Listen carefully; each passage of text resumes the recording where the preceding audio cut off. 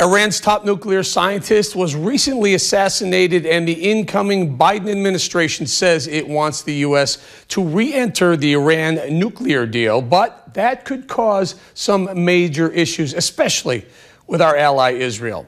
Here to break it all down is former Deputy National Security Advisor for the Trump administration and author of Revolution, KT McFarland. KT, thanks for joining us again. Big, important week to have you back on. As President-elect Biden is moving into his new foreign policy suit, let's call it, he's already indicated he wants to get back involved in some of the things that President Trump pulled us out of, namely the Paris Climate Accord and also some of the other issues. Now, what happens with Iran given this recent assassination of the Iranian top nuclear advisor? Where do we go from here? What do you think this is starting to look like? Okay, well, I think Iran has to do something, just for its national pride. But I don't think they're going to do much. Here's why. Because they know that Israel can handle them militarily in any kind of a missile attack or whatever. But they also have their eye on the main prize, which they think that a Biden administration is going to come back in, embrace Iran, give them the goodies, re-sign the nuclear deal, and allow Iran to continue on with its nuclear ambitions and enriched while it gets its nuclear ambitions. So I don't think they want to risk anything that's going to jeopardize that. Any kind of a major conflagration in the Middle East is not going to do well for the main prize, again, which is Iran plans to have a nice, cozy relationship with the Biden administration like it had with the Obama administration. And the thing about the Iran nuclear deal, it was always a fake. There was never any intention of stopping Iran's nuclear program. It was only going to delay it a couple of years, at which point Iran would be a nuclear weapons state. And it also did nothing to stop Iran's development of missiles, and it even ignored the issue of Iran's support of terrorism throughout the region. So if the Biden administration goes back and signs that, they're really igniting a nuclear arms race in the Middle East and embracing the most terrorist-prone, anti-Israel, anti-Sunni, anti-American country in the region.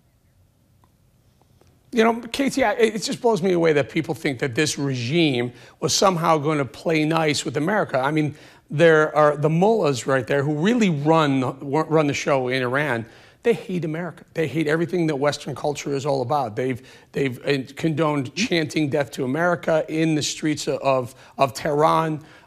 They want to wipe Israel off the map. There's propaganda film after propaganda film put out by the Iranian people, Iranian military, that show Israel being burned off a map, or America being blown up. Yet somehow what is it with the Democrats that think they're going to somehow talk these people into being friends of ours? Yeah, it's the ultimate fallacy of the liberal globalist, right? Thinking through charm and persuasion, they can convince mortal enemies of ours to somehow embrace us. And it won't work any more now than it worked in the Obama administration. But the difference now is that other countries in the region, they want peace. Israel wants peace.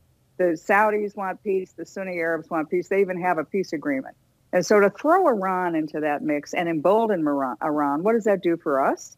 Well, it makes a nuclear arms race in the Middle East. And the second thing that's probably just as upsetting is when Biden talks about, I'm going to end fracking, I'm going to have the Green New Deal, I'm going to have a very different energy policy. Well, what does that do?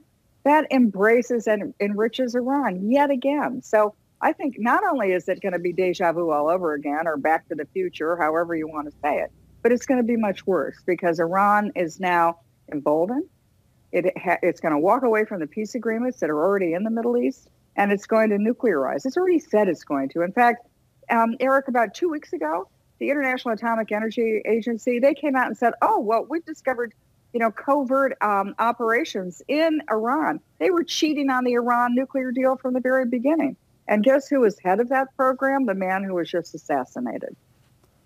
And I think there's an important lesson to be learned here, KT. We had, the Obama administration said that they were playing nice with us and they were holding off on their nuclear ambition while we sent them $150 billion in pallets of cash and released all this money that they thought they were owed from the Americans.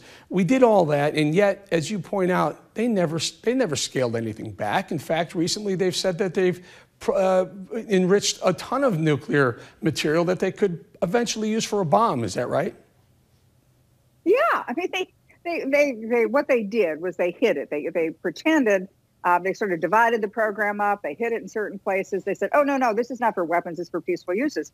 But the Atomic Energy Agency, which is hardly pro-American and definitely not anti-Iranian. I mean, they've come out and said, "Look, we found the Iranians aren't answering our questions. They're not allowing inspectors.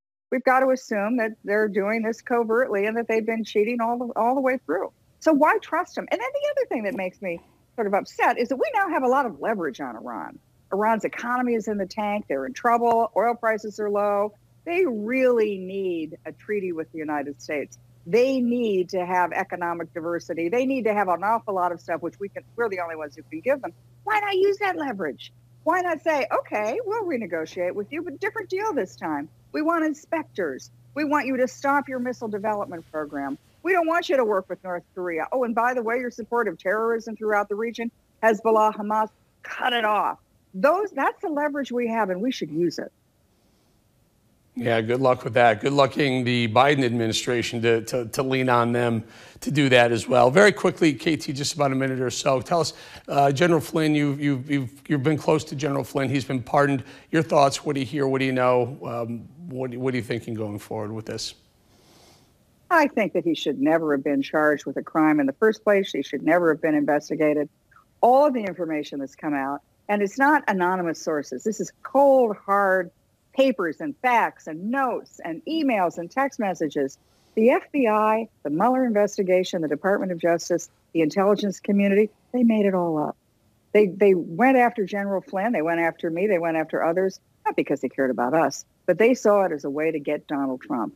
And so the whole thing was a charade from the beginning. The problem was it destroyed lives, and it really harmed the Trump administration. And it, frankly, has put us at each other's necks. I mean, we're at each other's throats now. The entire country, half the country hates the other half of the country. And I lay that at the feet of a lot of those people who will now probably, in a Biden administration, never be brought to justice. All right. KT McFarland, always good having you on, my friend.